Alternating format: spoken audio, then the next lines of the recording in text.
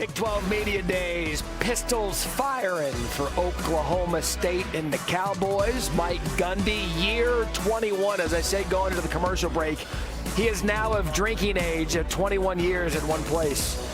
And the Oklahoma State Cowboys looking to rebound from last year. As Mike Gundy kind enough to join us here on set as we keep moving through our Big 12 Media Days, day 2 with our coaches. Coach Gundy, good seeing you.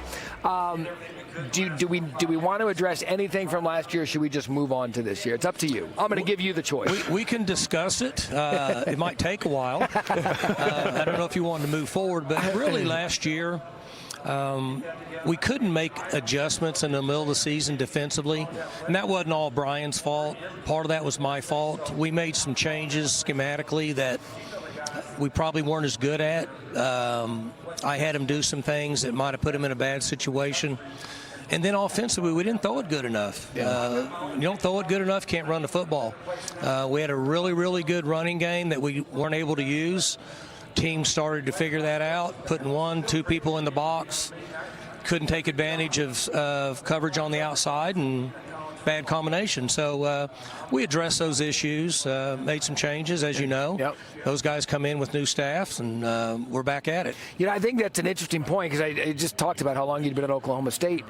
But even coaches grow year in and year out the way you want your players to grow. How have you, from last year to now, maybe taken a self-assessment of what went on last year to make you a better coach in your mind this year? So one advantage I had, I've done this a long time, and so I'm to a point now I can take the pride out of it, and I'm willing to look and say, you know what, that was my fault. Yeah. And I you know, when we let go of Brian Nardo, our defense coordinator, I told him, I said, look, half of this is my fault.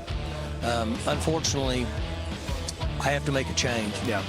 And so in having that experience, I can take a step back. It gives me a chance to identify things we need to correct and then how to go about it. So you learn to grow. I really believe this, that it takes about 10 years, in my opinion, to become a good head coach, where you can ride the wave and be comfortable in an uncomfortable situation. Right. So, like, I have to be comfortable with people thinking I'm not very smart. Why did you do that? Why'd you hire that guy? That was a terrible play call. Because that's the way it works in big-time college athletics. But it's uncommon, though, to get that 10-year period. I mean, you've done 10 years twice at Oklahoma. Right. That's an uncommon thing for you to be able to have that. It's hard to get there. You know, people ask me, you know, do you ever fear and worry about your job? I did in year 2 and 3 because I didn't get to that second contract yet. Oh. Once you get to the second contract, you start to feel a little better. And I never really have thought about it much, but it's extremely difficult now. I said this 3 or 4 years ago. The challenge with ADs is, how do you evaluate a coach with NIL, because it matters how much you're paying players, and portal transfer. You can get beat up in the portal and be a good coach and only win 4 games. Mm-hmm. So they have a really difficult job now to evaluate coaches, so it's hard. Well, as far as evaluate coordinators, you bring in 2 guys that are no strangers to the landscape of college football. Todd Grantham returning, love what he does defensively. He'll blitz you every down, and I hate that, but I love that at the same time. And then with Doug Meacham back offensively, what went into selecting those 2 guys in particular to kind of lead their sides of the ball? So when I got on the market for a defensive coordinator, that's not my background, and I have experience. I'm smart enough to call people and ask questions. So I called coaches, one of them you know real well, and the majority said, you should hire this guy. I didn't know who the guy was, and I didn't even know where he was. And they said, well, he coaches for the Saints. So I had to start trying to find Todd Grantham. Came in very, very highly regarded from very good defensive coaches. And then at that point, he says, I need to bring these 7 guys with me. That's it? Only 7? And so, but that's the trend now, yeah, right? Like when I hired Jim Knowles 5-6 years ago, he came by himself. Doesn't happen much anymore. So Todd had a plan. He knows his language, his system, his terminology, bringing guys in that have been with him at some point, and they take off. Doug Meacham has been with me. Yeah. So Doug and I are familiar with each other. The systems that we run is very similar to what we did in the past. It's going to be built around quarterback play anyway.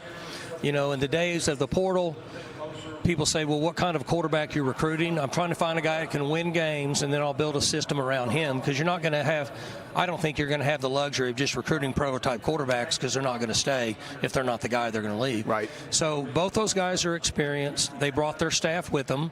Unfortunately, that meant there was a number of good football coaches that were on my staff that had to not be there anymore because of the way things are, but they'll surface. But long story short, I'm comfortable with both coordinators. Things are going good. It's going to be exciting in August. See, we have 65 new players. 35 of them just got here June 1st. Wow. 18 of that 35 are transfers. My God. So you have to think, okay, those 18 need to be playing, or we shouldn't have brought them in here. Right. So just think about 18 guys that should be playing in the first game. I've never even seen them practice. New coordinators, new assistants. Is that all? It's just like it's always been. Faces on the roster. Yeah. You know, to that point, I'm curious, what have you seen in your quarterback room? What should we expect when you guys kick off week 1? So neither one of these guys have ever taken a snap for Oklahoma State. First time that we're in that mode now. Zane was with us, but was injured for the most part of last year. People kept wondering why we weren't playing Zane in games, and Zane had a bad foot, couldn't practice much, couldn't play. And then we bought Hoss in from TCU, and he was with us in spring ball. And then we had a couple other quarterbacks that played last year, and they portaled and went to other schools. And then so we transferred in another one, and then we just signed another one the other day to come in as like a fourth. But those guys are new to our system. Yeah. So you think about that. You have 2 guys that have been here since January, so they know a little bit about the system. And then 2 guys that don't even know the playbook. And that's where we're at now. So our goal will be try to come to the conclusion of who gives us the best chance to score points about halfway through August, and then move the system that we have in place and build it around what their strengths are. How the hell do you have such a good head of hair with all this going on? I'm surprised it hasn't all fallen out. Good genes. I'm telling Good you. genes. You know what's interesting? I think it's energized me. Yeah. Like, it's new. It's interesting, and the stuff that comes across my desk blows me away. So I'm working more hours now than I ever have as a head coach. And with all the personnel we have, and the scouting department and the business department and unlimited coaches, you would think my hours would be backed off. Well, it's going the other way, which is fine. Yeah. But the point being is, it's so intriguing, it just kind of keeps me going. And I think you adjust and you figure it out, or you get out of the game, one or the other. That's right. I mean, because it's new again to you, really. I mean, with everything you've got to do, you're putting on the coaching cap, especially as a quarterback guy, to say, hey, look, I've got 4 guys. I've got to get one of them ready to play week 1. That's right. And that's going to be fun for you to kind of reinvigorate you again. I mean, you'd like a veteran starter. And you know, the other thing, of course, Greg, you know this. So if you don't have any experience in the room, and then you do have a guy that you feel like is starting and can help you win, how accessible do you make him to the run game, even if he's a runner? Yeah, right. Because what if he's not available the next game? Yeah. That could be an issue. A huge issue. Well, and you used to be able to say, okay, I know I got one guy behind him, and then my third guy can go in and function, and then we'll play to his strength if we have to use him. Last year we had to use 4 guys. How do you anticipate the offense looking this year, though? I know you said it's around the quarterback skill set, but you basically a couple years ago, after 3 weeks, you say, all right, no, we're not doing that anymore. We're going to run the rock. We're going to give it to Ollie 40 times a game. Right. That's what we're going to do. We're getting pistol. Come and get it. But obviously, that's so hard to replicate over and over again. You do adjust, but in a perfect world, what does the system look like for you? So we'll base a lot out of 11 personnel. As you know, you see it in the NFL and college teams that have the ability to recruit that person that can attach and block, and then also be a good route runner when he's flexed out. That allows you to be a 4-wide team with the defense coordinator not knowing you have 4 wides in the game. Yeah. That would be the direction you'd want to go. I think that we've got a couple guys that can help us do that this fall that we didn't have last year. But we're still going to run it we're going to run it 45 times a game. We got to run it, period. And then that's going to allow between 30 and 40 passes based on as fast as we play, depending on how they play us. You know, if they're going to close the middle of the field and play soft or press us, we got to go out. We got to play outside. I mean, it's not a complicated game, but we're still going to run the ball 45 times a game. That's just what I believe in. I think it's going to be extremely difficult to survive if you cannot rush the football. Makes your life difficult back there. No question. Which, by the way, don't allude that I want to run it 55 times a game. A few play-action passes. 1 or 2, only on 1st and 10. But between these two, if you need a running quarterback, go with this one. That's not quickly on the schedule. Where will you learn more about your team? Week 1, UT Martin. Week 2 at Oregon. Well, both. Yeah. That question's been asked a number of times, and the answer's been different depending on the environment I was asked that question. We don't know a lot about our team right now, so we're going to learn a lot in the first game. Yeah. But then we're going to travel to Eugene and play a team that, you know, arguably has a chance to win a national championship the next week, and they're very, very talented.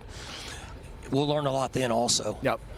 But I will say this, that I've been pleased with the approach of the staff, the coordinator's leadership. So Todd and then Doug have done a good. See, I asked him to be the head coach on both sides of the ball when I went out looking, because I don't have as much time now to go in and watch tape and do X's and O's because of all the other things I'm involved in. So I need them to be a head coach, and you guys run the show. They've done that. They've done a good job of disciplining the coaches and the players in their meeting room. Yeah. And they're going to coach hard, and they're going to expect their players to play at a high level based on the way they coach them, and they're going to hold themselves accountable. Yep. I see more coaches on this staff holding themselves accountable than I've seen before.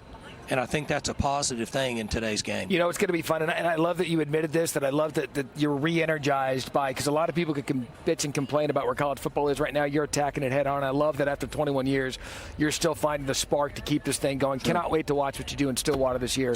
Always a big fan of your style of football, and Eskimo Joe's if we can get out there. That's right. Play a little bit of round. Mike Gundy, thank you so much. I don't know if they told you your schedule on SportsCenter with me later, so I'll talk to you again. You're not going to get rid of me today. We got the round table, we got all kinds of stuff.